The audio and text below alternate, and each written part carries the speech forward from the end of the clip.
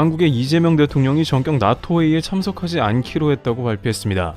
앞서 대통령실은 나토에 참석할 가능성도 열려있다고 밝힌 바 있습니다만 막상 나토 참석 날짜가 가까워지면서 정반대 선택을 한 셈인데요.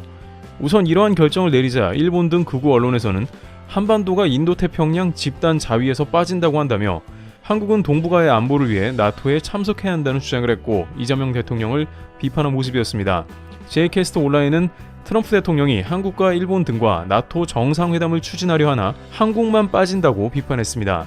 매체는 트럼프 대통령이 한국, 일본을 포함한 4자회담을 나토에서 주도하려고 한다며 직접 트럼프가 한국을 부른 게 아니냐고 했습니다.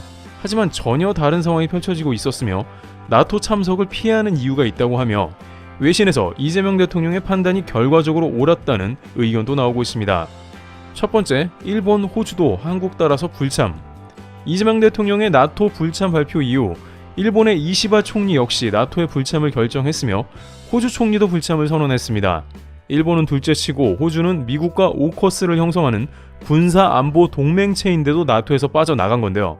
심지어 일본 요미우리 신문 등에 따르면 이시바 총리는 이재명 대통령 불참을 참고한 것 같다고도 했습니다.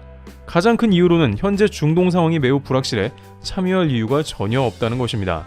지금 나토 회의에 참여해 트럼프 대통령 근처에 가봤자 방위비 증액 요구와 더불어 트럼프 칭찬이나 해주다 와야 합니다. 하지만 대한민국과 일본은 이란은 물론 러시아에서도 자원을 대량 수입하는 국가이기 때문에 단기적인 전쟁 이슈에 휘말려 미국을 무조건 지지하는 것은 너무 갑작스러운 부담이 온다는 것입니다. 일본의 니혼 게이자이 신문은 장기적으로 미국과 인도태평양 안보 집단자위를 구성해야 하는 것은 사실이나 현재 트럼프 대통령의 급진 전쟁 정책은 일본에도 부담이 된다며 일본에서도 꺼려하는 게 보입니다. 당장 호르무즈 해협 봉쇄나 여러가지 상황이 동북아에는 상당한 경제 리스크로 다가올 수 있습니다. 당연히 동맹인 미국은 지지하지만 이런 중동 개입 전쟁에 아시아가 참여해 굳이 지지할 필요는 없다는 겁니다.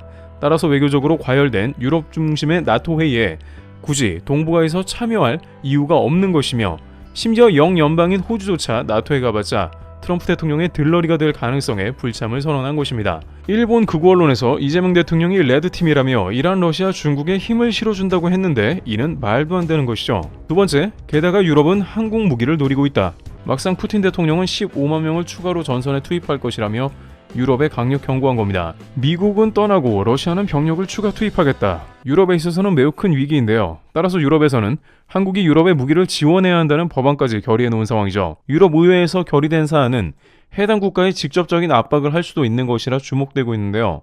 게다가 한국을 유럽 방상에서 제외해 버리자는 프랑스에서 열린 회의에서 이 결의안이 채택되었습니다. 그런데 이러한 의견에 대해서 오히려 한국의 반응을 보고 유럽에서 크게 당황하고 있으며 또한 미 트럼프 측의 반응은 유럽이 예상한 것과는 전혀 다른 방향으로 전개가 되고 있으며 미 트럼프 측은 지도 한 장을 제시하면서 유럽에 제대로 한 방을 먹인 상황이라고 하는데요. 미국 측에서 유럽에 제시한 주장에 유럽은 그야말로 꿀먹은 벙어리가 된 사태라고 제기됩니다. 왜 이러한 주장이 나오는지와 트럼프 측에서 어떠한 근거로 유럽은 한국에 대해 조용히 하라고 하는지 궁금한데요. 우선 실제 프랑스 스트라스부르 본회의에서 채택한 우크라이나 전쟁 관련 결의안에서 EU 및 회원국들을 향해 우크라이나 방어작전에 상당한 군사적 자원을 제공하기 위해서 한국의 우크라이나 무기 지원에 대한 입장 선회를 요청할 것을 촉구한다며 유럽에서 한국을 마치 유럽 회원국 대하듯 했습니다. 입장 선회를 하라는 것은 한국이 여전히 무기를 지원하지 않는 입장을 바꾸라는 뜻입니다. 이는 한국이 무기를 가지고 있음에도 불구하고 유럽을 지원하지 않는다는 불만 때문인 것으로 보입니다. 그러나 한국이 유럽연합 국가 구성원도 아닌데 난데없이 이러한 결의안에 한국이 포함된 것이 당황스러운데요. 아시아 국가가 유럽연합에 포함되고자 한 것은 1990년대 일본에서 한번 일어난 일이기도 합니다. 당시 일본에서는 자신들의 클래스가 탈아시아급이라며 유럽연합에 속해야 한다는 학회를 개최한 적이 있지만 결국 유럽연합이 이러한 일본의 요구에 대해서 유럽연합의 뜻이 무엇인가 라며 대답하며 일축되었습니다. 그 당시 일본은 유럽연합에 가입해달라고 요청했으나 이러한 것은 유럽연합에서 강력하게 거부된 것입니다. 하지만 오히려 이번에는 유럽에서 한국은 가만히 있는데 유럽연합에 일원처럼 무기를 요청한 것입니다. 이번 유럽 결의안이 주목되는 것은 유럽에서 공식 문건에 한국을 포함했다는 점이라고 할 수 있습니다. 그런데 이러한 유럽의 황당한 주장에 한국과 미국에서는 각각 전혀 다른 반응이 나오는데요. 우선 미국 트럼프 측에서는 다음과 같은 주장을 하면서 유럽을 당황하게 하고 있습니다. 미 군사 싱크탱크 연구소에 따르면 유럽에서는 아시아 문제에 최근 적극 관여하지 않았는데 특히 대만 문제에서 미국의 요구를 지속적으로 피하는 모습을 보였다며 황당하다는 반응입니다. 트럼프 정책 결정의 주요 자문을 하는 해당 연구소는 그러면서 지도 한 장을 내보였다고 하는데요.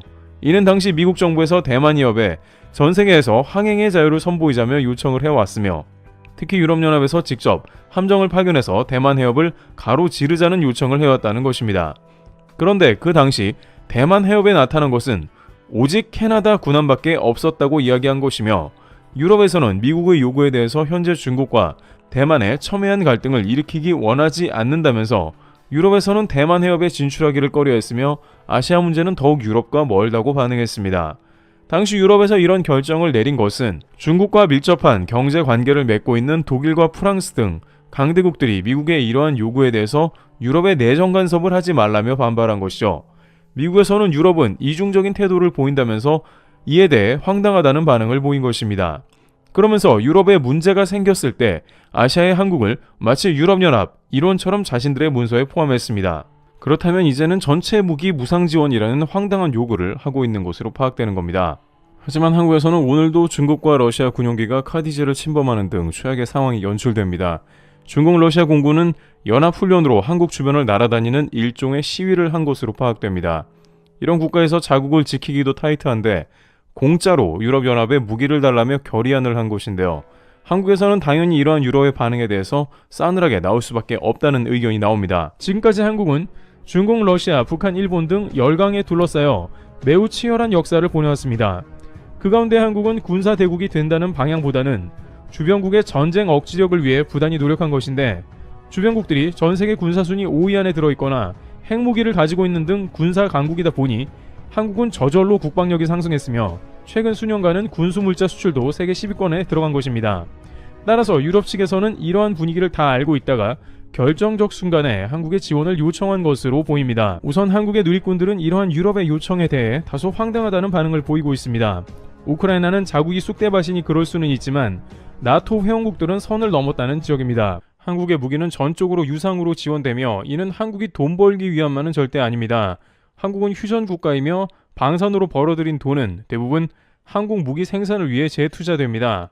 한국은 잠수함, 스텔스 전투기, 항모 등 앞으로 첩첩산중 해결해야 할 과제도 많이 있기에 다른 나라와는 달리 천문학적 금액을 방산에 사용하는 시점에 결단하라는 건 넌센스입니다. 그럼에도 불구하고 이 모든 것을 깨고 우크라이나에 무기를 지원한다면 한국은 앞으로 최악의 지정학적 위치에서 러시아와 중국, 북한 등 더욱 거칠어진 상대의 도발과 위협을 지속적으로 감내해야 하는 것입니다. 게다가 러시아가 영토 분쟁을 겪고 있는 일본에 하는 것을 보면 이들이 매우 행동을 앞세움을 알 수 있습니다. 러시아가 한국의 군 위협을 아예 안 한 것은 아니지만 일본처럼 위협한 경우는 많지 않았는데 앞으로 중국과 같이 카디즈 침범 등을 밥 먹듯 할 수 있고 괜히 사이만 안 좋아지는 것입니다. 상황이 이러하자 그렇다면 유럽에서는 어떻게든 한국 무기를 빨리 사오자는 말도 나오는데요. 결국 이것이 현재 유럽의 방산의 현실이며 자체적으로 아무것도 할 수 없고 미국의 도움만 바라는 상태인데요. 그러다 보니 일각에서는 차라리 방어보다 러시아를 광범위하게 공격하는 게 러시아 공격을 멈칫하게 하는 것이라면서 공격 무기를 수급받기 위해서 가능한 국가를 물색하는 것이 좋다는 의견이 나오고 있습니다. 그 와중에 단연 많이 언급되는 것은 대한민국으로 한국의 방산이 도입되길 희망하는 것으로 보입니다. 실제 나토에서는 한국이 이번 러시아와의 갈등 직후에 살상 무기를 우크라이나에 보낼 수 있다는 발언이 나오자 쌍수를 들고 환영하며 한국의 무기가 어떤 형태라도 무슨 무기라도 도입되길 바란다는 의견을 제기했습니다. 그러나 이러한 발언이 나오자 한국에서는 다소 싸늘한 의견이 등장하고 있는데요. 일부 누리꾼들은 무기도 없는 유럽에서 한국 유수의 대기업들이 무기를 팔고자 유로 사토리에 전시를 했는데 G7 및 강대국들이 애써 한국을 무시하면서 유럽 영내에서 해결하자는 분위기가 역력했는데 막상 유럽 내부에서는 방공 미사일조차 없어서 발만 동동 구르며 이제와 한국을 찾고 있다는 것입니다. 한국도 자국 방어를 할 물량을 1차적으로 폴란드나 유럽에 보낸 것이지 여유가 있는 상황이 아닌 것입니다. 애초에 한국이 여러 가지 제안을 했을 때 다양한 국가에서 한국 방산을 들였다면 지금 이런 상황에 좀 달랐을 것이죠. 실상 유럽에서 한국형 패트리어트인 천궁2를 적극적으로 수입하겠다는 국가는 소수로 알려져 있기도 했습니다. 아랍에미리트를 비롯해 사우디에서는 천궁2를 수조 원씩 사들이며 이미 불안한 중동 정세에 대비하고 있었는데 돈도 많은 유럽에서 끝까지 한국을 배척하고 있다가 속수무책 러시아에 당하는 모습인 상황인 것입니다. 군사계에서는 한국이 이 상황에 굳이 노르웨이같이 협업을 해야만 방산을 납품시켜주는 그런 상황을 만들지 말고 또는 폴란드처럼 공장 다 지어주고 기술 이전시켜 주었다가 막상 뒤통수 맞는 그런 맥락도 전혀 필요 없다면서 한국이 충분히 미국처럼 받을 돈 다 받아가면서 갑의 위치를 지켜야 한다는 의견을 제기하고 있습니다. 트래블TV였습니다. 감사합니다. 트럼프 대통령이 전격 이란의 핵시설을 폭격했다는 속보가 등장했습니다. 이것은 대한민국에 적지 않은 영향을 끼칠 것이라는 충격적인 의견이 나왔다고 합니다. 그리고 백악관 내부에서 벌어진 충격적인 갈등 구조를 하나하나 짚어보겠는데요. 이번 이란에 대한 폭격이 미국 내부에서도 엄청난 논란이 되고 있다는 겁니다. 사건의 본질은 단순하지 않습니다. 이건 단순한 폭격이 아니라 국제 핵 질서와 중동 안보 구도의 균열, 그리고 미국 내부 권력 판단 체계의 혼선까지 드러난 사건이라는데요. 그럼 본격적으로 시작해보겠습니다. 우선 도널드 트럼프 대통령은 골프장에서 돌아오자마자 공격 발표를 했습니다. 현지 시간으로 저녁 무렵 미국 대통령은 뉴저지에 위치한 개인 골프장에서 백악관으로 복귀했습니다. 복귀 후 곧바로 웨스트윙에서 국가안보팀과 회의가 시작됐고 몇 시간 후 대통령 본인의 SNS 계정을 통해 폭격 사실이 공식 발표됐습니다. 공습 목표는 단 3곳이었습니다. 그러나 그 3곳은 이란 핵 개발의 심장부입니다. 포르도우, 나탄즈, 에스파한. 이 이름은 수년간 뉴스에서 반복됐던 이란 핵의 핵심 시설들이죠. 특히 포르도우 시설은 지하 800m 깊이에 위치한 초중요 시설로 일반적인 폭격 수단으로는 도달조차 불가능한 구조입니다. 또한 미국에서는 미국만 가능한 타격이라며 이스라엘 주장에 공개 반박했는데요. 이스라엘의 네타냐후 총리는 이스라엘 단독으로도 타격이 가능하다고 주장했지만 미국 대통령은 이 발언을 직접 반박했습니다. 그는 이 시설을 파괴할 수 있는 기술은 오직 미국에만 있다고 못 박았죠. 이는 단순한 기술적 우위의 표현이 아닙니다. 이스라엘과의 공조는 하되 주도권은 미국이 가진다는 선언입니다. 동맹국조차 군사 주도권의 경쟁의 대상일 수 있다는 외교적 뉘앙스도 읽혔던 대목이죠. 또한 논란이 되었던 것은 단 하루 전엔 2주 협상 제안을 했으나 급변한 메시지입니다. 타코로 불리웠던 트럼프 대통령이 이번에도 용두사미가 되는 게 아닌가 했으나 오히려 이번엔 기습을 한 겁니다. 타코는 관세로 으름장을 놓는 트럼프 대통령이 흐지부지한다는 걸 의미하는데요. 불과 하루 전까지만 해도 대통령은 이란을 향해 협상할 수 있는 시간 2주를 주겠다고 공식 발표했습니다. 그때만 해도 미국이 이란을 공습할 것처럼 하다가 역시나 트럼프 대통령이 용두사미했다는 의견이 나왔습니다.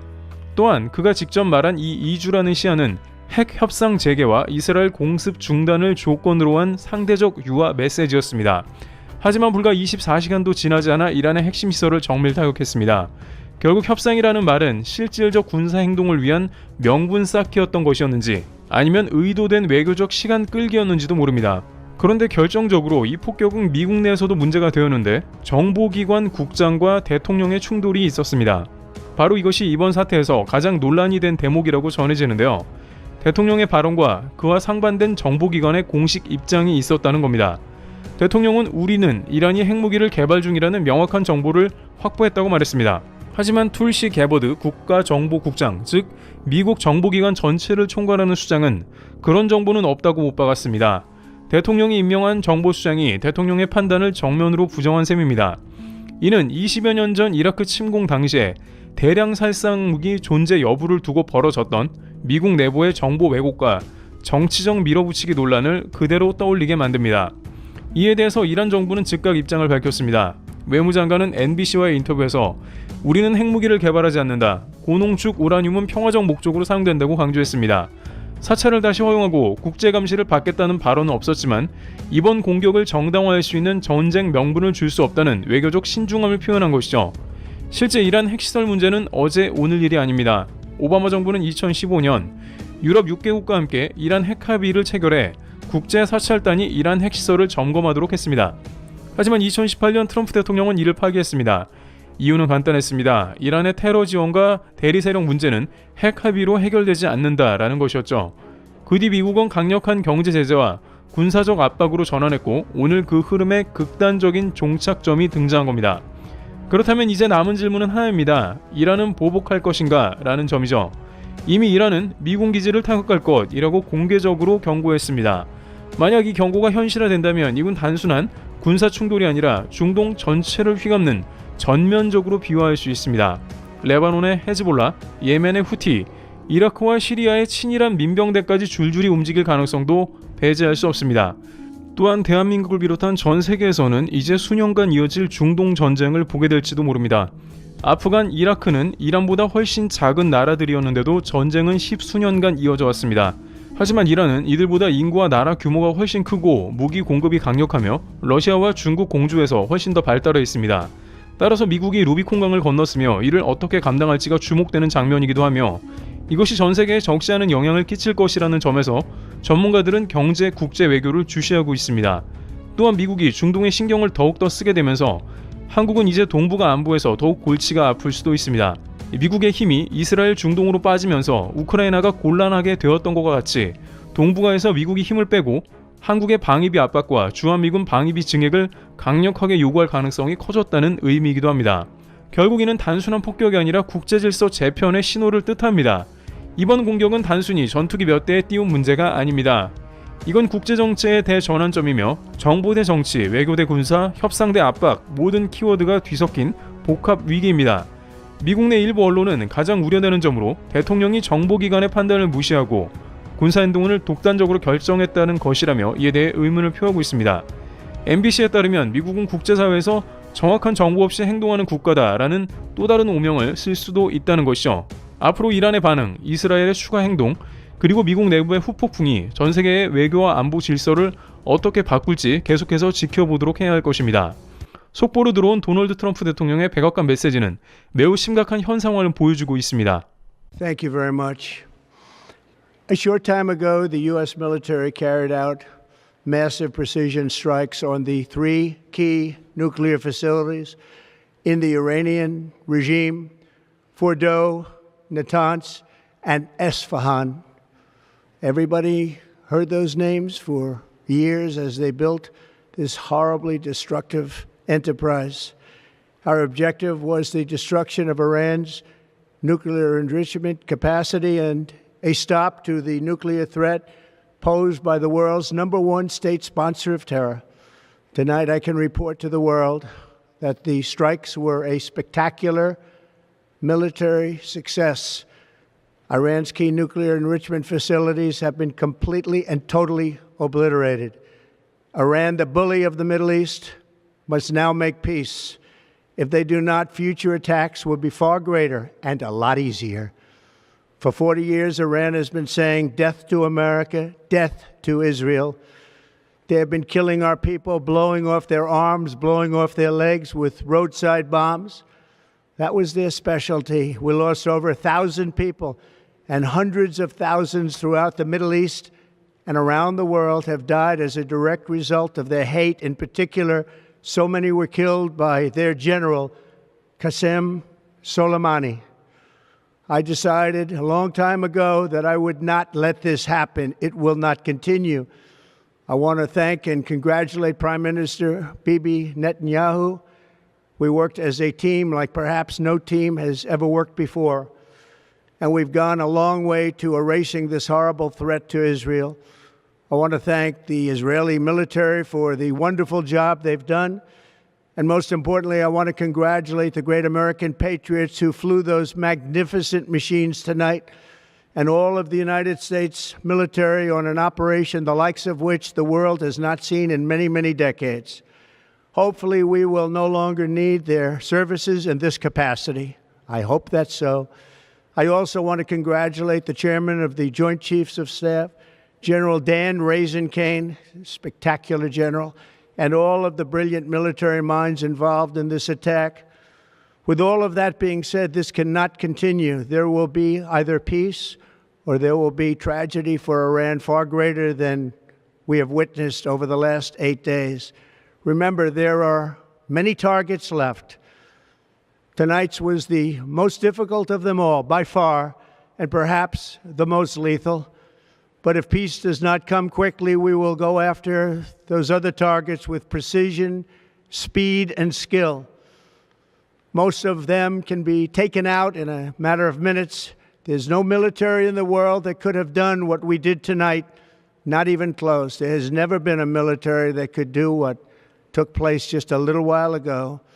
Tomorrow, General Kane, Secretary of Defense, Pete Hegseth will have a press conference at 8 a.m. at the Pentagon. And I want to just thank everybody, and in particular, God. I want to just say, we love you, God, and we love our great military. Protect them. God bless the Middle East. God bless Israel. And God bless America. Thank you very much. Thank you.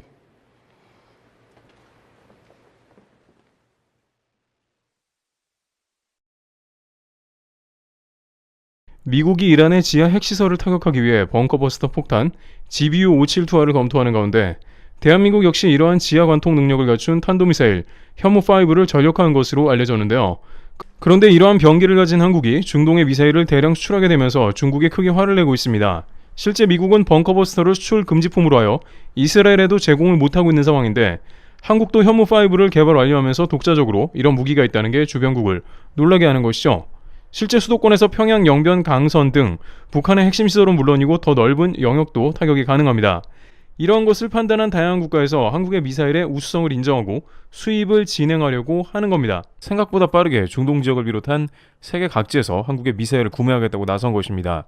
중국 현 상황에 대해서 통합본으로 살펴보겠습니다. 중국 왕이 부장을 비롯해 중국 언론들은 이에 관해 정진승리까지 하고 있다고 하는데요. 중국은 설마 한국한테 그럴 줄 몰랐다고 한다는데 왜 이런 상황이 나왔는지 살펴보도록 하겠습니다. 일단 중국은 당장 내수를 비롯해서 다양한 경제적 상황이 매우 부진한 국면에 부딪히고 있습니다. 중국은 외자 유치나 해외 수출로 자금이 물밀듯 들어와야 하는데 이것이 막혀버린 상황입니다. 당장 외국 기업을 코로나 기간 동안 3년간 동결한 뒤 외국 기업들은 베트남과 인도로 모두 떠나고 있습니다. 세계의 공장 역할을 하던 중국의 역할이 크게 쪼그라들고 있으니 돈이 돌고 있지 않는 상황이죠. 시진핑 주석은 중국의 경제를 살리기 위해서 부동산 제약을 급하게 푸는 등 각종 조치를 지속하고 있으나 비중이 큰 외자가 떠나가버린 중국 경제를 살리기는 매우 어렵다는 반응이 이어지고 있습니다. 따라서 중국이 기대하는 것은 중국의 동맹들과의 연합을 통해서 경제적으로 일어나는 모습이죠. 하지만 현재 러시아와의 연합은 사실상 실패한 것으로 드러나고 있는 실정입니다. 중국이 러시아와 연합을 하기 때문에 중국을 떠받쳐온 유럽과 미국의 자본이 등을 돌렸기 때문이죠. 또한 아프리카와 동남아 등에서는 중국이 투자한 1대1로 자금을 회수하기엔 역부족이었습니다. 이에 따라 중국에서는 오일머니가 넘쳐나는 중동에서 자본을 대량 수혈하려는 움직임이 있었습니다. 그 중에 방사는 중국이 가장 중요하게 추진하는 부분인데 지난주 중국 언론은 큰 충격을 받았습니다. 일단 최근 중국 언론에서는 한국 KT즘-1에 허룽 300 미사일이 밀렸다는 보도를 내보내는데요. 중국 자유시보 등에 따르면 중국은 아랍에미리트에서 추진하던 미사일 입찰에서 한국에 밀려 실패했다는 겁니다. 그런데 여기서 놀라운 점은 KT즘에 관한 수주 소식은 아직 한국에 나오지도 않았다는 점인데, 한국에서는 이미 작년에 아랍에미리트의 4조 원 천공투 수출을 비롯하여 다른 방산 소식도 충분히 많기 때문에 이러한 소식은 공식적으로 정해지지 않고서야 아직 다루지 않았다는 것이 관계자들 말입니다. 하지만 중국에서는 허룽 300의 판매가 자신들의 중동 수출에 있어 굉장히 중요한 부분이었다고 하는데, 이는 뜻밖의 다른 이유가 있고 한국조차 알지 못하는 부분이라고 전해지고 있는데요. 그 부분을 다루기 전에 일단 중국에서는 이번 한국의 KT즘 수출 때문에 크게 화부터 냈습니다. 중국의 언론에서는 이를 두고 순전히 미국 때문에 이뤄진 한국의 미사일 수출이라고 깎아내렸는데요. 그러면서 한국의 포탄이 미국과 동일하여 호환되어서 아랍에미리트는 어쩔 수 없이 한국 것을 구매했다라며 중국의 허룽 300이 훨씬 더 성능이 좋지만 한국은 어부질이 이득을 봤다고 했습니다. 또한 한국은 사실상 미국의 포탄 생산기지가 되고 있다며 반사 이익을 누리고 있다 했습니다. 여기에 한국은 자체적으로 만드는 게 별로 없고 유럽과 미국의 부품이 대다수라고 말하면서 한국은 빈 껍데기 수출이고 실제 내부 부품을 수출한 미국과 유럽의 승리라고 했습니다. 그리고 한국의 K2 전차 같은 경우에는 미국의 M1 전차와 거의 동일하고 주포는 동일 L55이며 한국의 FA50의 경우에는 미국의 제너럴 일렉트릭사의 작품이라고 봐야 한다며 평가절하했습니다. 또한 중국은 한국 방산에는 사실상 중국의 부품도 대다수 포함되어 있다고 지적했습니다.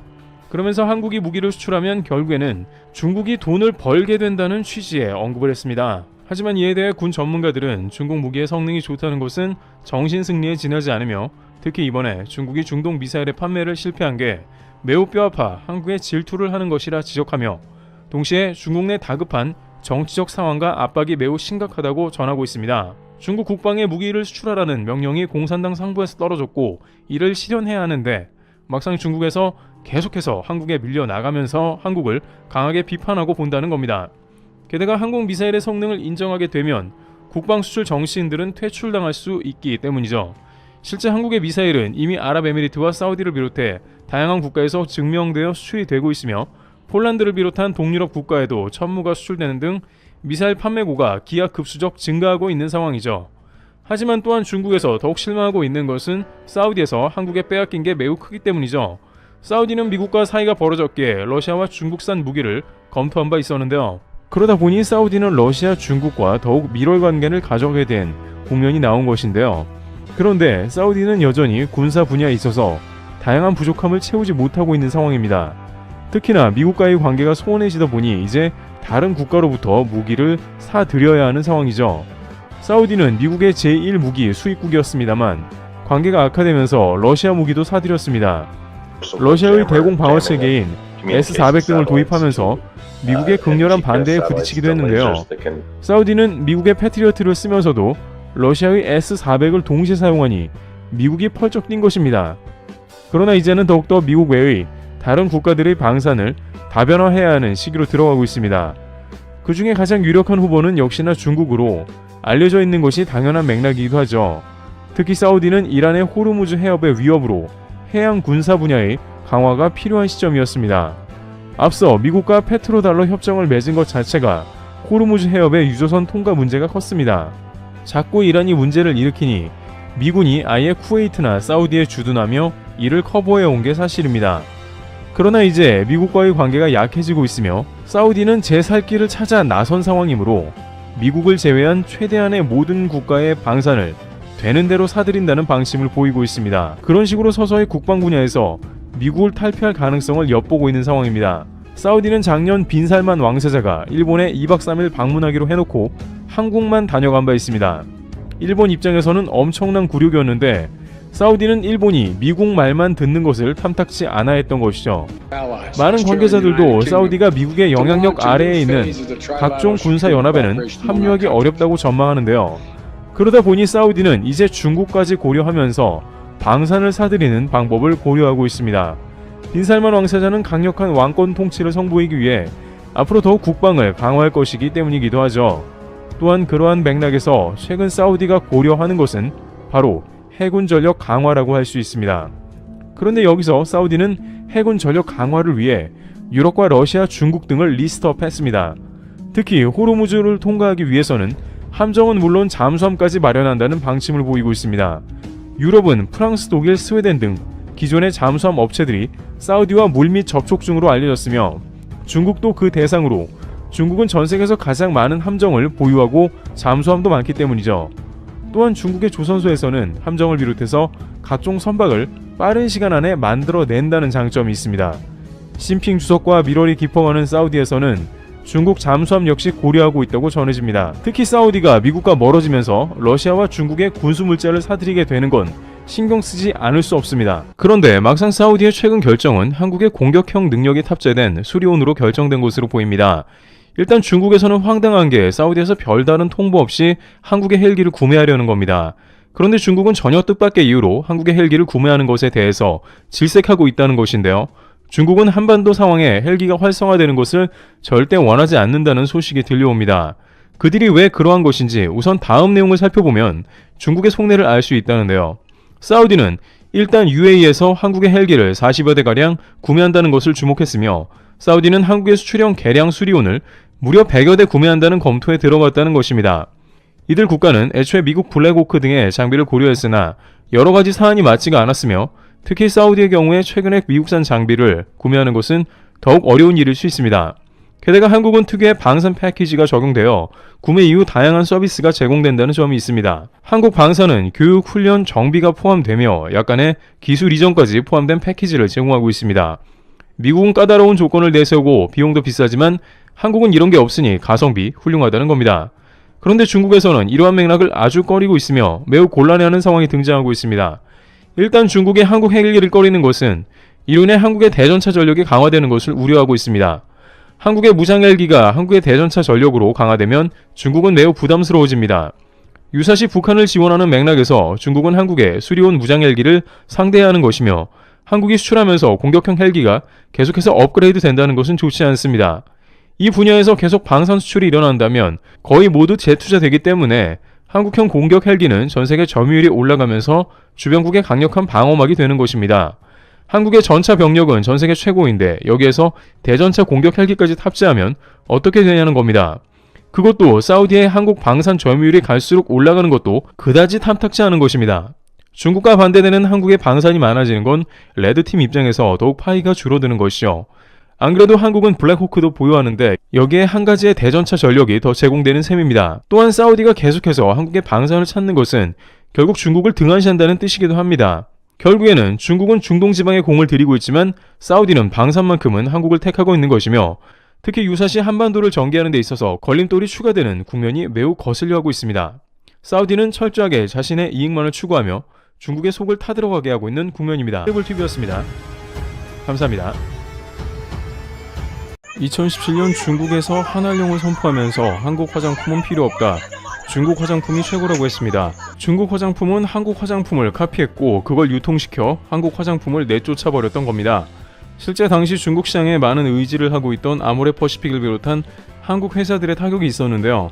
하지만 코로나 이후 K-뷰티 한국 화장품은 중국을 제외하고 전 세계로 팔려나가기 시작했습니다. 틱톡, 슈츠 등 쇼폼을 타고 K-뷰티의 인기가 전 세계를 휘어잡아 현재 미국, 유럽에서도 폭풍 질주 중이죠. 올해는 심지어 유럽, 미국은 물론 러시아까지 한국의 화장품의 인기세가 두드러진 것입니다. 반면 중국산 화장품은 중국에서나 소비가 될 뿐 전 세계 시장에는 명함조차 내밀지 못하는 상황이죠. 수많은 외국 관광객들은 인천공항에 내려 곧바로 올리브영 셔틀버스를 타고 화장품을 쇼핑하러 올 정도입니다. 그런데 이러한 탈중국을 실행한 모범 국가가 미국에서조차 바람직한 모습으로 이야기되고 있는데요. 도널드 트럼프 행정부는 궁극적으로 중국을 탈피하고자 하는 기조로 중국의 가장 강한 관세 정책을 실행했는데 강대국들은 이러한 한국의 모습을 보면서 적지 않게 놀라고 있으며 한국의 탈중국을 벤치마킹하려고 합니다. 최근 독일과 프랑스는 연달아서 중국을 벗어나면서 심지어 한국과 손을 잡으려는 시도를 하고 있습니다. 실제 불과 지난 한 달 만에 한국을 따라하거나 한국을 쫓아가는 강대국의 탈중국 모습이 나왔는데요. 일단 프랑스는 중국의 수십조 원 에어버스 여객기를 팔아먹은 상태였으나 뒤통수를 치고 결국 HD 한국조선해양에 초대형 컨테이너선 12척을 발주하기로 하는 모습을 보이며 중국을 놀라게 했는데요. 그런지 얼마 되지도 않아서 독일도 자국의 함부르크항에서 물건을 실어 나를 선박을 중국과 컨테이너선 계약을 검토하다가 한화오션으로 그 방향을 급격하게 틀어버렸다는 소식이 나왔습니다. 특히 도널드 트럼프 대통령이 한국에 조선업을 띄워준 직후에 이런 움직임은 가속화되었는데요. 또한 파나마 역시 중국계 홍콩 회사인 파나마 운항권을 포기하면서 중국의 1대1로에서 빠지기로 했습니다. 트럼프는 파나마를 다시 미국이 가져가겠다고 선언했고 중국이 당장 사라져야 한다고 으름장을 놨습니다. 미국이 파나마를 독립시켰고 동시에 협력하기로 했는데 중국과 손을 잡으니 이를 트럼프가 곧바로 손댄 것입니다. 파나마 운하를 운영하면서 각종 선박 정보를 고스란히 가져가고 돈을 챙기며 1대1로를 확장하던 중국은 놀랐습니다. 1대1로는 시진핑 주석의 핵심 외교 정책이기도 하며 남미에 위치한 파나마를 통해 중국 영향력을 넓히려 했죠. 당황한 중국 외교부에서는 즉각 미국이 전세계 공정한 질서를 해친다며 반박 성명을 발표할 정도였습니다. 巴拿马运河是巴拿马人民的伟大创造，也是促进全球各国互联互通的黄金水道。中方历来支持巴拿马人民维护运河主权的正义斗争。 하지만 파나마는 전격 중국의 1대1로 탈퇴를 발표했고 탈중국을 선언해 중국을 발칵 뒤집어 놓은 것이죠. 현재 전세계 중국 경제 전문가들은 유례없는 탈중국 행렬에 대해서 크게 놀라고 있는 모습입니다. 그런데 이 원인에 대해서 바로 한국을 짚었고 중국 당국은 초비상 사태가 걸린 모습입니다. 한국이 중국 없는 것을 적응한다면 우리도 가능하다면서 전세계가 동시 탈중국을 하는 겁니다. 현재 왜 이러한 원인으로 한국이 나왔는지 살펴보도록 하고 중국 정부는 어떤 상황인지 보겠습니다. 실제 최근 과거 중국 시장에 앞다퉈 진출했던 서방 기업들이 철수하거나 사업 규모를 축소하는 등 발을 빼고 있다고 미 주요 매체인 월스트리트 저널이 보도했습니다. 매체에 따르면 이는 중국 경제 성장이 둔화하고 중국 내 사업에 어려움이 커졌기 때문에 서방 기업들이 중국 내 투자를 중단하고 있다고 전했습니다. 해당 매체에 따르면 수많은 글로벌 기업들이 중국을 투자 대상 지역에서 우선순위를 낮추는가 하면 경제 성장 둔화와 수입 감소를 이유로 중국 내에서 사업을 축소하거나 통합하고 있다는 겁니다. 실제 상하이 소재 미국 상공회의소가 300억의 회원사를 상대로 한 연례 여론조사를 발표한 결과 향후 5년간 중국 사업을 낙관적으로 본다는 응답자 비중은 전년도 조사와 비교하면 5%포인트 낮은 47%로 나타났습니다. 이것은 1999년 조사가 시작된 이래 가장 낮은 수치라고 AP와 로이터 통신은 정했습니다. 2023년도에 영업 흑자를 냈다는 미국 기업들의 비율도 66%에 불과해 역대 최저를 기록한 반면에 지난해 중국에 대한 투자를 줄인 기업은 25%로 가장 많았고 미 상공회의소는 미국 기업들이 미중 간 지정학적 긴장관계와 중국의 경제성장 둔화 등으로 중국 시장에서 경영에 큰 어려움을 겪고 있다고 지적했습니다. 이후 상공회의소도 전날 발표한 보고서에서 유럽 기업들이 높은 시장 진입 장벽과 경제 성장세 둔화 등으로 인해 투자 지속 여부를 고민하고 있다며 일부 기업은 변곡점에 이르렀다고 지적했습니다. 월스트리트 저널은 중국에서 발을 빼는 주요 글로벌 기업들의 사례도 조사한 모습인데요. 미국 최대 소매 유통업체 월마트는 지난달 8년 동안 보유했던 중국의 오랜 합작 파트너인 JD.com 지분을 36억 달러 약 4조 8천억 원에 매각했고 미국 정보기술 기업 IBM도 중국 내 연구개발 R&D 연구소를 폐쇄하고 1,000명 이상을 해고했습니다.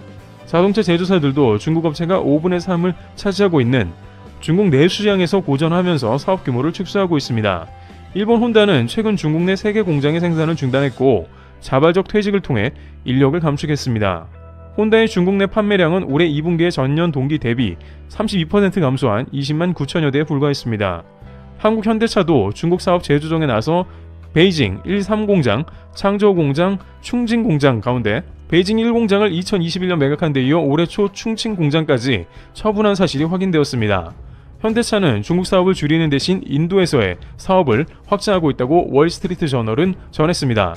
그런데 이렇게 해외 기업들이 떠나는 이유 중 하나는 바로 한국 기업이 떠나고 적응하고 있다는 사실입니다. 전 세계 많은 기업들이 이제 중국을 떠나서도 괜찮은 게 한국을 통해서 재조명되고 있는 셈인데 한국의 주요 기업들은 하나둘씩 중국에서 철수 중이며 그럼에도 불구하고 큰 문제가 없다는 사실이었습니다. 중국 대신 미국, 유럽 등 활로를 넓히고 있는 삼성전자, 핸드폰, 자동차 등이 그런 예를 보여주고 있습니다. 과거 한국은 중국에 크게 의지했지만 이를 벗어나도 문제가 없는 대표적인 케이스가 된 것입니다. 그러다 보니 다른 나라에서는 이제 중국을 본격적으로 떠나는 데 있어서 한국의 예를 참고하며 자신감을 얻습니다. 시장 다양화를 통해서 다른 나라에 진출하는 것이고 이는 문제가 없다는 이야기를 하고 있습니다. 이런 상황이 나오자 중국 정부는 당황하는데요. 과거 다국적 기업들은 저렴하고 풍부한 노동력과 넓은 소비시장을 겨냥해 13업 중국 시장에 앞다퉈 진출했고 외국 기업들은 초창기에는 우수한 기술력으로 중국 시장에서 성과를 내기도 했습니다만 지금은 경기 둔화로 소비가 위축된 중국 시장에서 가격 경쟁력과 개선된 기술력을 앞세운 중국 내 업체들과의 치열한 경쟁을 펼쳐야 하는 처지가 됐습니다. 여기에 중국 정부의 압박과 여러가지 개정된 법안 등이 중국을 떠나는 이유로 지목되고 있는 것입니다. 상황이 이러하자 중국에서는 한국이 중국을 떠나게 된 배경을 파악하고 한국 기업을 붙잡는 데 큰 노력을 더하고 있는 상황입니다. 외신에 따르면 한국에서는 불과 10년 전만 해도 중국의 경제가 한국과 같은 외국 자본에 의해 상당히 버텼다는 게 증명되었기 때문인데요. 중국에서는 시진핑 체제 이후에 중앙정부에 충성을 다하기 위해서 지방에서 실적 올리기에 혈안이 되었습니다. 중국의 경제 성장률을 올리기 위해 중국의 지방 곳곳에 건설과 인프라 사업을 벌리는 모습이 목격되었는데, 이렇게 사업을 많이 벌여놓으면 중국 내 실업률도 줄어들고 GDP가 올라가니 뭔가 잘 되는 그림처럼 보입니다. 하지만 중국 전역의 이러한 무리한 인프라 사업은 결국 중국 전체를 부동산 빚덩이로 만들어 버렸습니다. 실제 중국의 대형 부동산 개발 업체인 에버그란데가 부채 문제로 큰 어려움을 겪었는데, 에버그란데는 많은 돈을 빌려서 부동산 개발을 진행했지만 그 부채를 갚지 못하면서 큰 문제가 발생했으며, 이 부채에 대한 보증을 중국 지방은행이 섰기 때문에 중국 지방정부에서 벌어진 대표적인 부채 리스크를 보여줍니다. 이런 사태로 인해서 중국은 돈맥경화에 걸리면서 현재 부동산 거품이 터지게 된 원인이기도 합니다. 그런데 미 매체 블룸버그에 따르면 그럼에도 불구하고 중국이 버틸 수 있었던 것은 바로 외국 자본의 힘입니다. 한국의 거대 기업들이 중국 지방도시에 자리 잡고, 또한 한국 관광객들이 방문해주면서 중국의 곳곳에 경제가 활성화되면서 농민공들을 비롯한 실업 문제를 해결하고 지방 GDP가 올라갈 수 있었던 것이죠. 하지만 이제 한국 기업들이 철수함과 동시에 위와 같은 원인들로 인해서 더 이상 한국인들이 방문하지 않자 중국에서는 한국의 발목을 잡으면서 제발 중국에 방문해달라는 요청이 끊이지 않고 있는 것입니다. 중국에서는 한국의 대기업과 이어 관련한 비즈니스 여행객들, 한국에서 오는 순수 여행객들이 매우 절실한 상황이라면서 한국 관광객 모시기와 한국 기업 모시기를 대대적으로 추진할 것 같다는 움직임이 보이고 있습니다. 따라서 대한민국 국민들은 2025년 말까지 중국을 무비자로 여행할 수 있게 된 셈인데요. 한국에 일방 무비자 조건을 주었다는 것으로 한국 정부의 상호비자를 오픈하라고 요구하지도 않았습니다. 보통 중국은 항상 상호비자 오픈을 요구해왔지만 이번에는 갑작스럽게 이런 발표를 진행한 것입니다. 일각에서는 중국에서 한국에 대해 파격적인 대우를 해줬다는 해석이 따라오고 있는 모습입니다. 그런데 여기서 한국에서 뜻밖의 반응이 나오면서 중국 현지를 크게 당황하게 하고 있다고 전해집니다. 중국에서는 비자만 오픈하면 될 줄 알았는데 한국에서 전혀 다른 의견을 들고 나온 겁니다. 하지만 중국이 아무리 무비자를 했다고 하더라도 방문객이 늘지는 의문을 표하고 있는데요. 코로나 이후 중국은 길게 국가를 폐쇄한 데다가 국가의 반간첩법이 작동하는 것으로 알려졌고, 실제 중국 창신 반도체에 일하고 있었던 한국인 근로자가 9개월 넘게 구금당하고 있음이 전해졌습니다. 소식통은 삼성전자에서 일하던 근로자가 중국의 창신 반도체로 직장을 옮겼다가 근무 중 체포된 것이죠. 중국의 반간첩법은 귀에 걸면 귀걸이, 코에 걸면 코걸이식의 법안이라 한국인들의 안전이 우려됩니다. 따라서 한국인들은 이러한 상황에 무슨 중국에 방문하겠냐며 중국 여행객은 아직 시기상조라는 반응을 보이고 있습니다. 물론 다른 일각에서는 중국이 이렇게 본토 비자도 오픈했는데 설마 관광객을 잡아들이겠냐며 걱정 말라고도 합니다.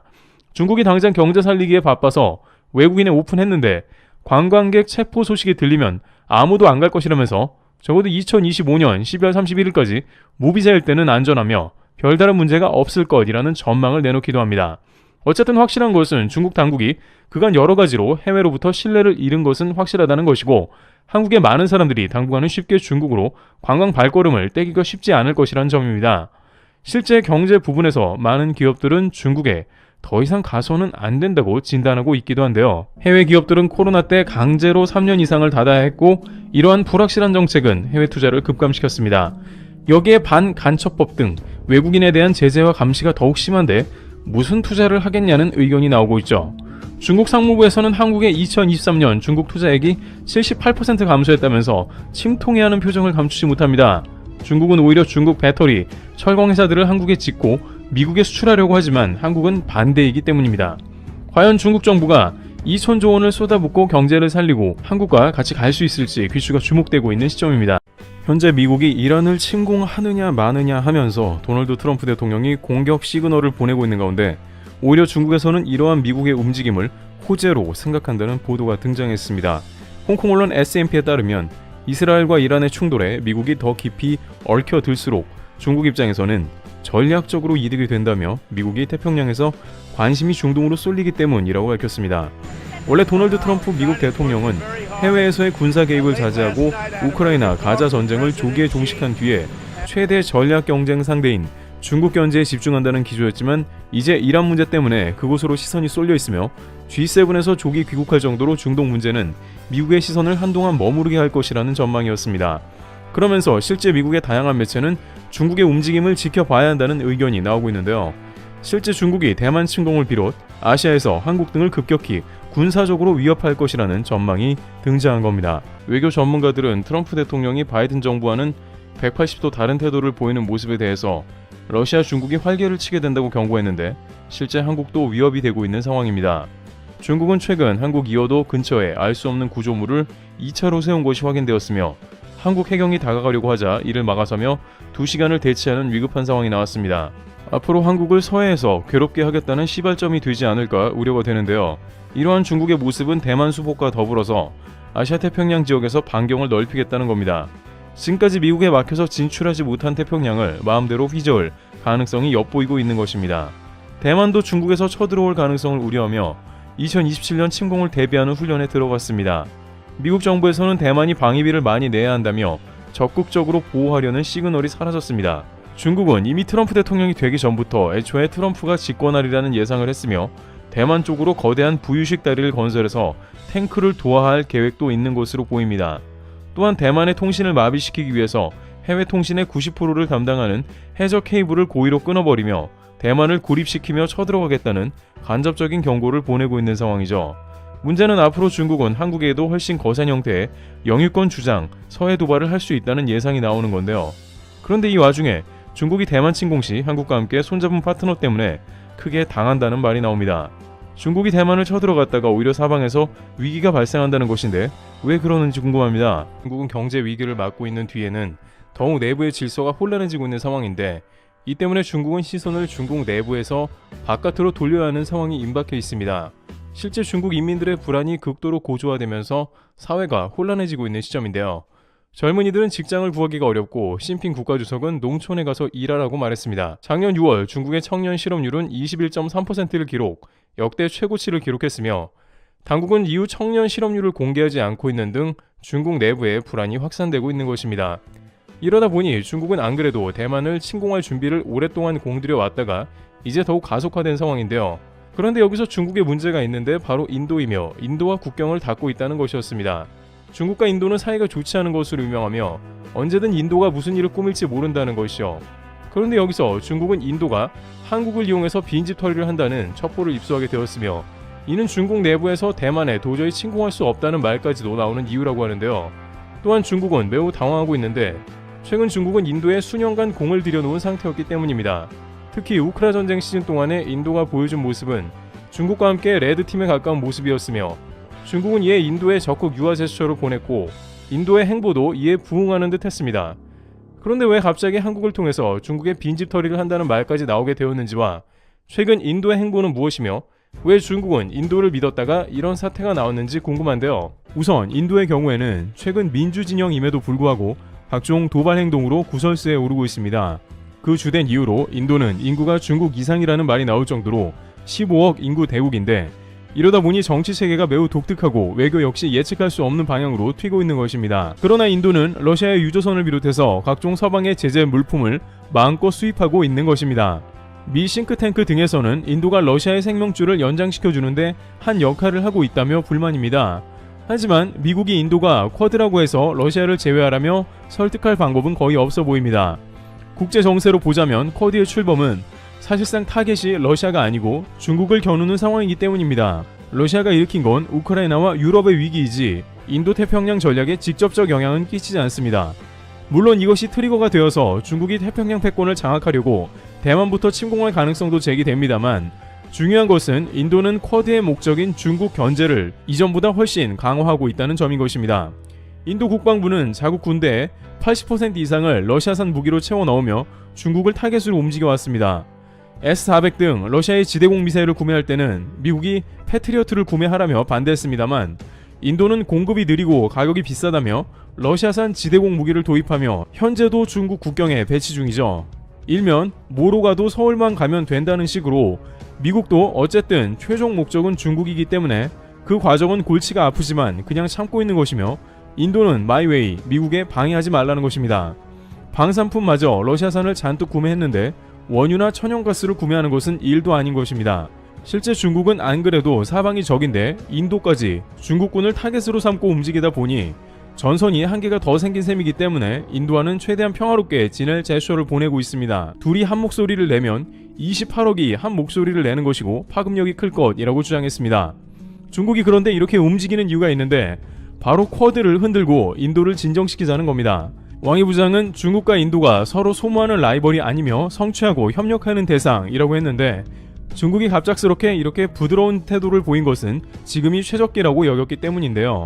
이는 인도가 러시아 침공에도 불구하고 미국이나 서방 편을 들지 않았기 때문입니다. 중국은 러시아와 역사상 가장 사이가 좋기에 인도와도 화해할 수 있을 것으로 판단했습니다. 인도는 국경 분쟁으로 반중 위기가 극에 달해 있고 대만 침공 시 반드시 신경 써야 하는 국가입니다. 대만을 침공할 때 미국을 상대해야 하는데 인도가 국경을 닫고 있으니 거슬리는 것이죠.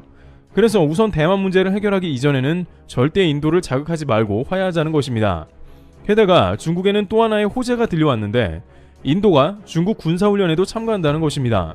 러시아 국영 타스 통신에 따르면 인도는 이미 중국과 러시아 공동 군사훈련에 참여했습니다. 이 훈련의 주체는 러시아와 중국인데 이 중에 중국은 사상 최초로 6회 공군을 모두 파견하며 사실상 이 훈련을 주도하는 상황에 인도가 전격 참여하면서 힘을 실어준 것입니다. 이것에 대해 블룸버그 등 복수의 미국 매체는 인도 때문에 판도가 바뀌었다고 분석하고 있습니다. 인도는 그냥 제멋대로라며 러시아를 가장 대놓고 지원하는 게 인도라면서 불편한 심기를 드러냈습니다. 반면 러시아와 중국은 이번 일로 인해서 쾌재를 부르는 상황이 이어지고 있습니다. 러시아나 중국이 미국을 대항해 자신들의 세력을 만들고 싶어하나 그럴듯한 동맹국이 없었고 대부분 아프리카나 구소련 국가, 일부 중동 국가 등 약소국들에 지나지 않아 탄력을 못 받았는데 이번 훈련에 인도가 참여하게 되어 중국도 환영하면서 인도와 한 팀이 될 수 있다 본 것입니다. 또한 이 일로 인해 이란을 비롯해 일부 반미 노선을 타는 국가들도 러시아 측 합류가 가속화될 수 있어 인도태평양 쿼드 군사 동맹체에 가입된 인도의 이번 행동이 도마 위에 오르게 된 것입니다. 중국은 즉각 이 일에 대해 박수를 보내면서 인도 때문에 안심할 수 있게 되었다고 하는데 일부 채널에서는 중국과 한 배를 탔는데 적어도 군사적으로 무슨 문제가 있겠냐는 것입니다. 이는 시진핑 사면임을 맡는 중국에서 대만 침공에 한 짐을 덜게 되어 더욱 환영받는 것이죠. 그런데 중국이 이렇게 생각한 것은 인도를 반은 알고 반은 모르는 행동이라는 의견이 등장했으며 특히 한국과도 연관이 되면서 중국이 제대로 당했다는 말이 나오고 있는 상황인데요. 우선 앞서 왕이 외교부장이 인도에 다녀간 직후 중국에서는 대단한 외교 성과라고 발표했습니다. 그런데 그 다음 주 인도 매체에서는 대체 중국이 왜 왔냐는 취지의 보도가 이어졌습니다. 인도 매체 더 힌두는 의문만을 남긴 만남이었고 인도 정부는 중국을 거절했다고 보도했습니다. 인도 내각에서는 국경 문제가 제대로 해결된 것이 하나도 없다며 불만을 드러냈습니다. 그러더니 급기야 최근 인도 국방부의 발표에 중국이 깜짝 놀라는 국면이 등장해버린 것입니다. 인도 복수의 매체에 따르면 인도는 히말라야 국경에 탱크를 배치하는데 큰 어려움을 겪고 있었습니다. 기존의 탱크들은 크기가 커서 히말라야 산맥을 통과하는데 난관이 있었으며 이 때문에 중국과의 국경 싸움에서 밀리게 되는 결과로 이어져 이에 대한 해결책을 모색하고 있었던 것이죠. 또한 중국의 탱크는 첨단 장비를 장착해 인도를 쉽게 저지할 수 있다는 분석이 이어졌습니다.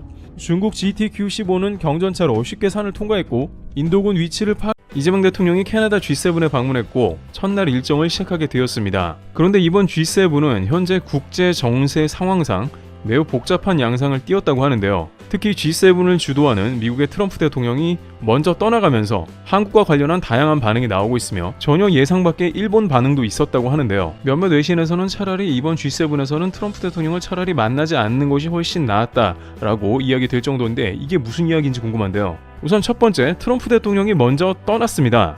트럼프 대통령은 갑자기 G7 첫날 스케줄을 소화한 다음에 다음날 곧바로 미국으로 먼저 조기 귀국을 해버렸습니다. 트럼프 대통령은 지금까지 여러가지 돌발 행동을 보여왔으나 이번은 특히 이스라엘과 이란 문제가 겹쳐서 그런지 곧바로 미국으로 돌아갔으며 안보회의를 참석했다고 나왔습니다. 하지만 이에 대해서 일본 일부 언론에서는 한국의 이재명 대통령이 트럼프 대통령과 정상회담을 하지 못했다며 이것을 약간 조롱하는 투의 말투도 보도도 나왔는데요. 일본에서는 트럼프 대통령과 이재명 대통령의 정상회담이 G7에서 처음 성사되는 듯 했으나 결국 패싱당했다 이런 표현도 나왔습니다.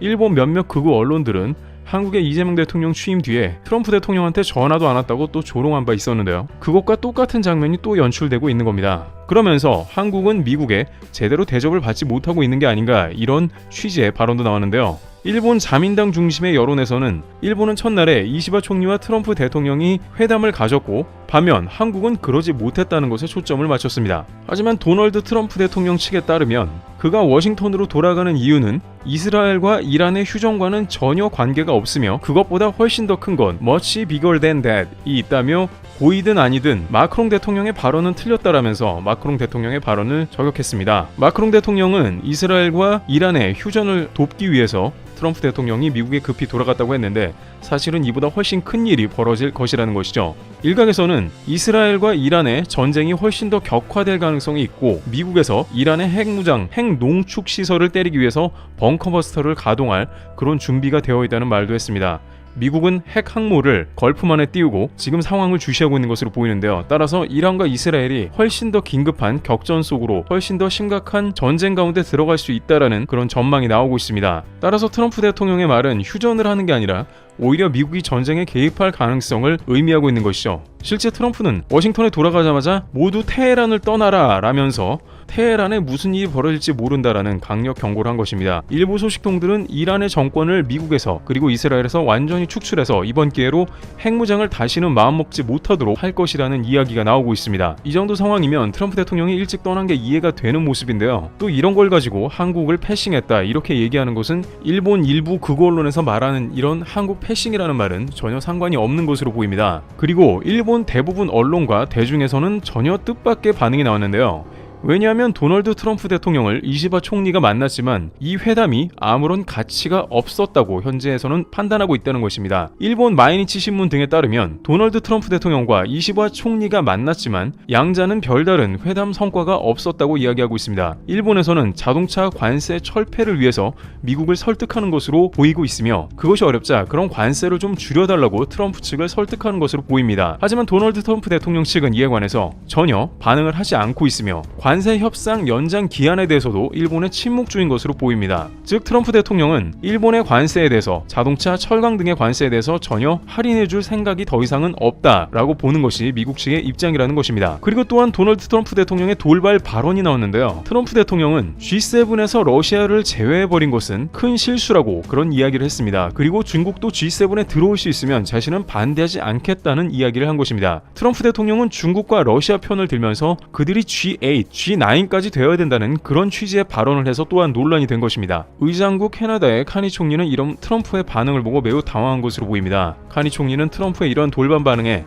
기자들이 질문을 하는 거 보고 중간에 자르는 모습도 나왔으며 도널드 트럼프 대통령이 캐나다의 G7을 빛내주는 게 아니라 오히려 혼란스럽게 하고 있다는 그런 반응을 보이고 있습니다. 일본 대중들은 트럼프 대통령은 이제 G7에서 전혀 공동 합의문을 내려고 하지도 않는다. 도대체 무슨 의미인가 라고 하면서 오히려 트럼프를 차라리 늦게 만나는 편이 낫다라는 반응도 나오고 있습니다. 실제 일본 전문가들의 반응을 보겠는데요. 일본의 미마코 세이코 글로벌 스터디 연구과 교수는 G6와 미국이 목표로 하는 국제 질서는 드디어 중대한 격차를 보이고 있다라고 했으며 스즈키 타카이로 정책 연구 아티스트는 G7의 역할과 중요성은 국제사회에서 이미 떨어지고 있다. 구미의 영향력이 감소하는 한 신흥국이나 브릭스, 글로벌 사우스의 존재감이 급속히 증가하며 트럼프는 오히려 그들의 세력을 키워주고 있다라고 하고 있습니다. 실제 시진핑 국가주석은 이 G7이 열리는 동안 신흥국들을 만나서 자기들의 세력을 키우는데 노력을 하고 있는데요. 트럼프 대통령은 오히려 러시아와 중국을 두둔하고 있으니 G7의 영향력이 많이 약화되고 공조가 깨지고 있다는 그런 의미가 되겠습니다. 일본의 네티즌들도 G7 정상회의 자체의 의미가 점점 희미해져서 지금까지는 회의가 열리기 전에는 의장국이 공동 성명을 낸다든가 준비를 하고 있었지만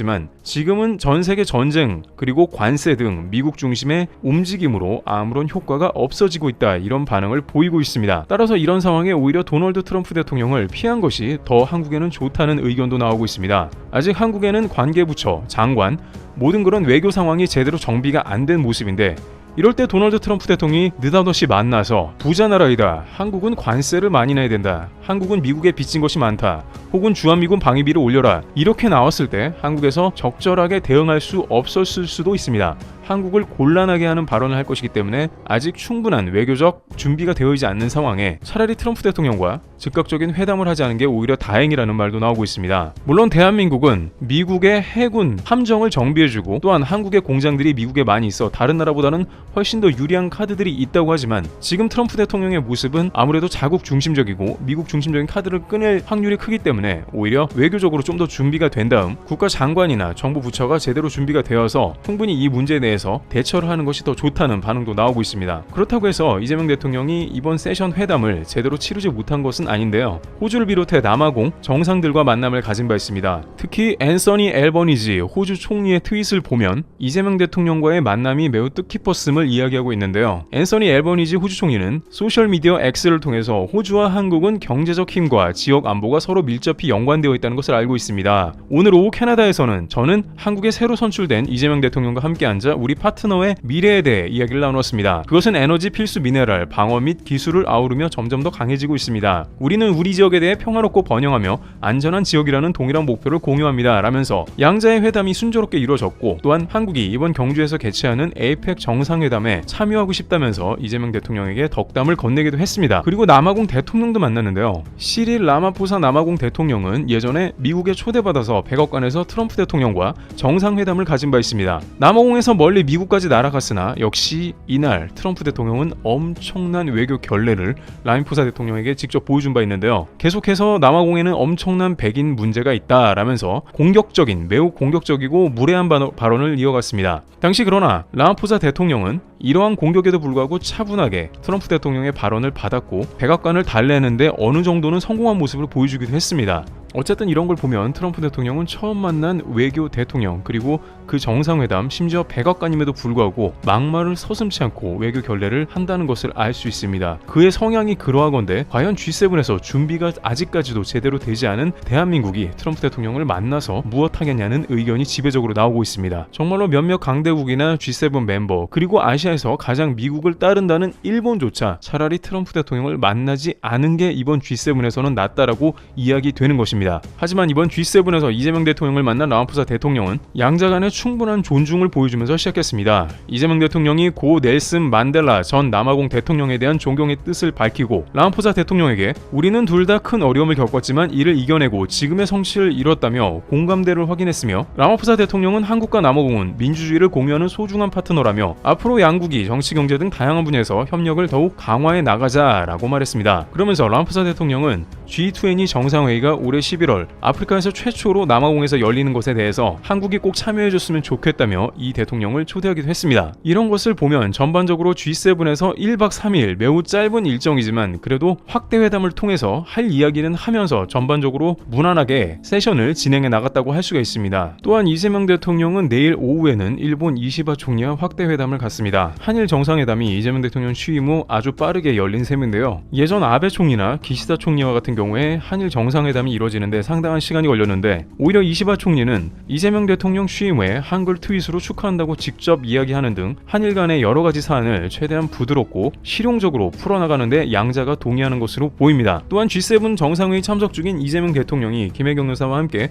다니엘 스미스 캐나다 엘버타 주수상이 주재하는 G7 환영 리셉션에도 참석했습니다. 대통령실에 따르면 이 대통령 내외가 참석해 정상 캐나다 내각 인사 등과 친교의 시간을 가졌고 특히 김 여사가 연노랑 치마와 녹색 저고리 한복을 입어 참석자들의 사진 촬영 요구가 많았다고 했습니다. 이 대통령 내외는 또 메리 사이언 캐나다 총독이 주재한 환영 만찬에도 참석했습니다. 전반적으로 캐나다에서도 한국을 환영해주는 모양새였고 이번 G7 외교 무대가 트럼프 대통령의 돌발 행동 또한 이스라엘과 이란 문제의 심각성만 뺀다면 전반적으로 무난한 대비였다고 생각이 되고 있습니다. 또한 호주나 남아공 이러한 국가들이 한국의 방사를 비롯해서 한국의 기술력 등 한국이 반드시 필요한 국가로 여기고 있기 때문에 대한민국과 좋은 협상 그리고 좋은 만남을 가지려는 국가들이 많이 있음을 확인한 시간이었다고 할 수 있습니다. 여전히 일본 일부 언론에서는 이재명 대통령이 패싱당했다, 트럼프가 한국을 무시하고 갔다 이런 식의 반응이 나오고 있습니다만 G7의 전반적인 분위기를 해석해보면 그것과 상당히 거리가 먼 것을 알 수 있었습니다. 애초에 이재명 대통령은 이번 G7에서 목표를 그렇게 높게 잡고 있지는 않았습니다. 실용적인 외교를 바탕으로 한 이재명 정부는 미국에 다른 나라보다 더 관세를 많이 맞는 것 이것을 피해야 한다. 이것이 최소 목표였기 때문에 앞으로 트럼프 대통령과 회담을 하더라도 관세를 다른 나라만큼 비슷한 수준에 맞추는데 최고의 목표를 둘 것으로 확인되고 있습니다. 이렇게 정신없는 때 오히려 트럼프가 격화되어 있을 때 회담을 갖는 것은 대한민국을 벼르고 있는 트럼프 대통령에게 좋은 타이밍은 아니기 때문에 오히려 차라리 안 만나는 게 잘 됐다는 의견이 계속해서 나오는 이유이기도 합니다. 과연 앞으로 미국과 정상회담, 나토 회의에서 가질지 아니면 그 이유가 될지 귀추가 주목되고 있습니다. 트리블TV였습니다. 감사합니다. 현재 이재명 대통령이 출국하면서 대한민국은 옵저버 자격으로 G7 정상회의에 초청받아 참여하게 된 상황입니다. 또한 트럼프 대통령과 확대 회담을 조율 중으로 대한민국은 다시 한번 국가의 위상을 확인하게 되는 자리가 되었는데요. 그런데 트럼프 대통령은 G7 정상회의를 앞두고 한국 관련하여 유럽에 경고 메시지를 보내며 긴장감을 더하고 있습니다. 미국 측에서는 한국에 요청할 것이 많기 때문이라는데 왜 이런 상황이 등장하고 있는지 의문을 자아내고 있는데요. 그러면서 원래 대한민국 정도는 유럽에 들어갔다면 2위 정도의 국가가 될 것이며 2050년경에는 1위가 가능하다며 단지 유럽연합에서 아무것도 하지 않고 미국에 의지하며 자신들의 안보를 게을리했다는 말이 나온 것입니다. 그 와중에 젤렌스키 대통령은 서방의 힘을 과대평가했고 미국과 영국이 자신들을 곧바로 막아줄 줄 알았으며 유럽의 나토가 곧바로 우크라이나에 참전할 것이라 여겼는데 결과는 현재와 같이 처참하다는 것입니다. 사실상 러시아의 의도대로 우크라이나는 어쩔 수 없이 휴전하게 되는 상태가 될 것이라고 추측하고 있습니다. 하지만 문제는 그 이후에 유럽은 망하게 된다면서 그 이유로 한국을 제시하고 있다는 것인데요.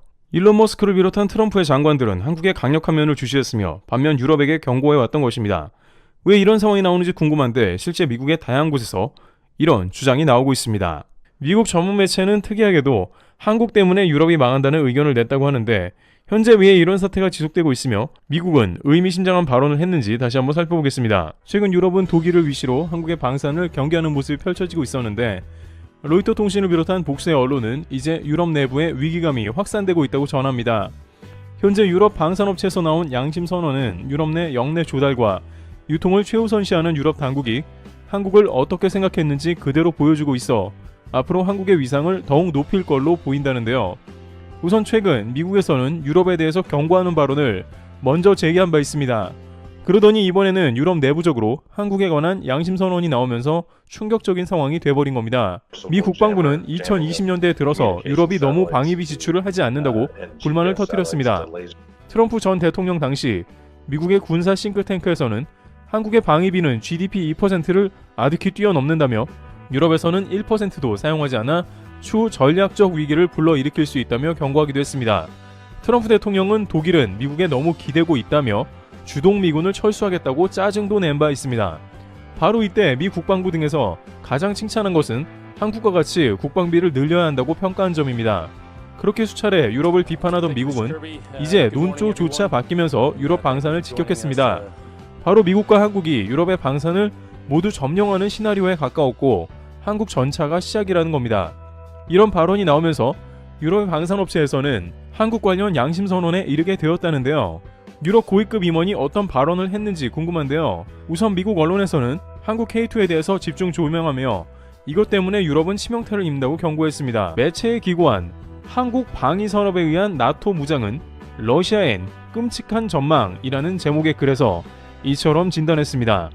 에이브럼스는 기고문에서 지난 3월 폴란드 육군이 배포한 사진은 그는 한국의 방위산업 기반은 특히 육상장비 생산은 여러 척도로 봤을 때 나토군 후원 장비를 생산하는 국가 중 가장 건실하다며 이는 서구의 전반적인 전투력에 매우 가치 있는 지점이라고 평가했습니다. 한국이 직접 우크라이나에 군수물자 지원을 하고 있지는 않지만 경쟁력 있는 한국 방위산업의 존재가 서방국의 우크라이나 전력 지원 능력을 배가시키고 있다는 설명입니다. 실제로 폴란드는 K2 전차와 K9 자주포 등 최신형 한국산 무기를 구매함으로써 기존에 보유하고 있던 러시아산 및 독일산 구형 전차를 우크라이나에 제공할 수 있었습니다.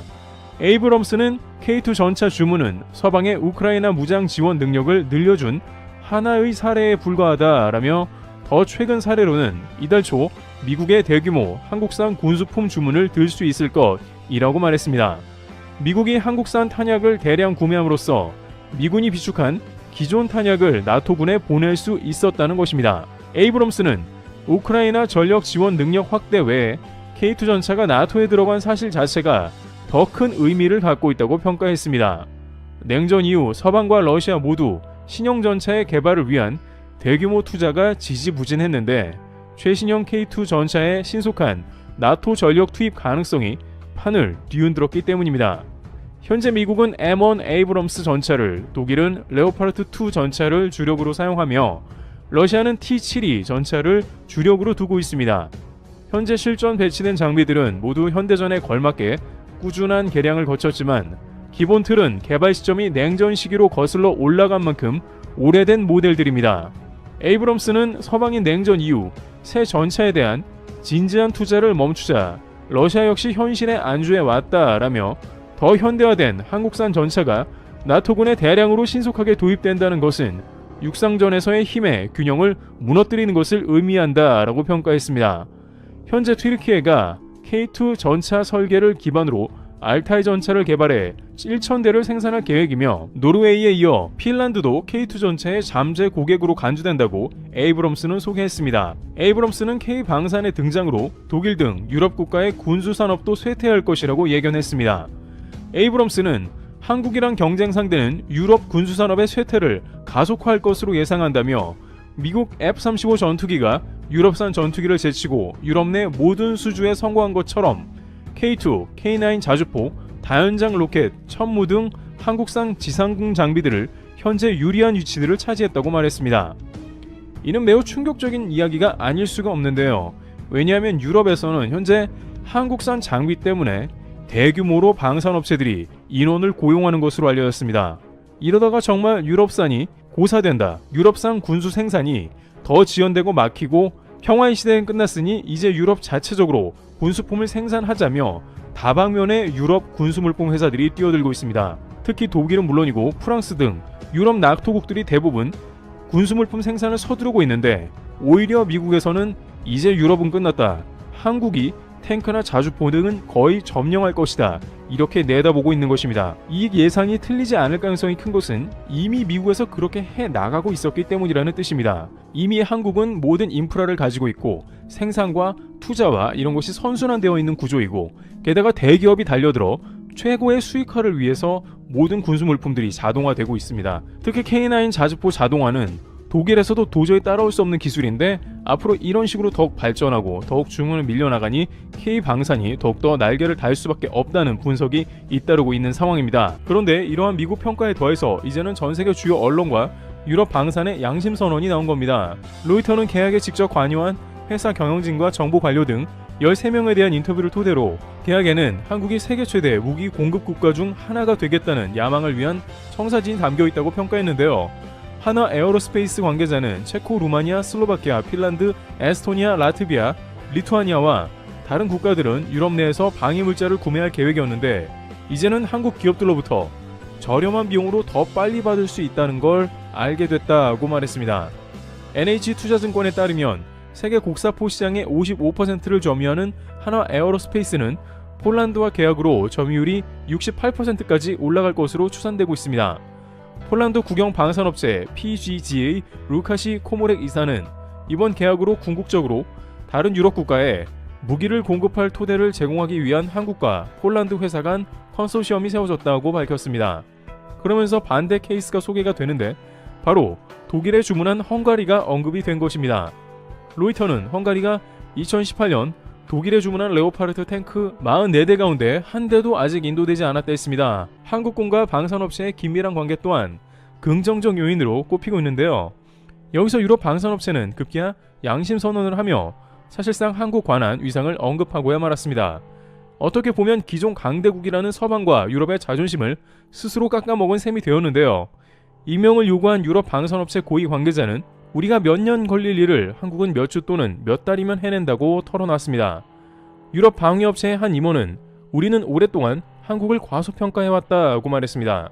현재 스톡홀름 국제평화연구소에 따르면 한국의 점유율은 4.9%인 상황인데 미국 65%나 프랑스 8.6%에 아직 못 미치지만 프랑스는 곧 따라잡을 수도 있다는 전망도 나옵니다. 그렇게 되면 미국의 예상대로 유럽 방산 강대국들은 한국의 2위 자리를 내줄 수밖에 없다는 예상입니다. 아무래도 이와 같은 국면은 폴란드에서 진작에 눈치채고 한국과 계약한 이유였을 것입니다. 그들은 독일은 물론이고 미국의 패트리어트 미사일조차 10년이나 기다렸지만 도착하지 않음을 알고 있었습니다. 미국이 제때 무기를 공급한 것은 우크라이나가 유일했고 그만큼 무기 공급은 한편으로는 어려운 일인 것입니다. 다만 한국은 효율적인 무기 생산 체계와 정부 주도형 그리고 대기업들이 개발에 뛰어들어 빛을 발한 겁니다. 또한 방산으로 비즈니스를 전개해 국가의 국방을 다시 지켜야 하는 선순환으로 이 자리에 오게 된 겁니다.